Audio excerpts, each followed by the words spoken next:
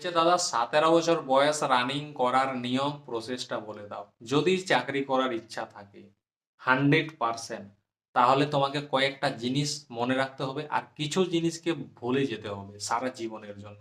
প্রথম কথা হচ্ছে অতিরিক্ত বন্ধু বান্ধব, এদেরকে ভুলে যেতে হবে।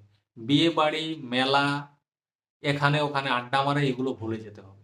তোমাকে যেটা করতে হবে, প্রথমে ঘুম থেকে উঠে সকালে তুমি পড়াশুনো করো, এসএসসির বই কিনো, পড়াশুনো করো, এসএসসি জিডি কনস্টেবলের বই।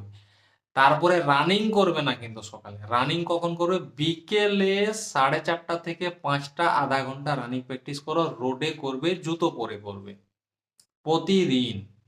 তারপরে পুশ আপ, সিট আপ, চিন আপ যতগুলো পারবে কম কম করে করার চেষ্টা করবে, ধীরে ধীরে বাড়াবে।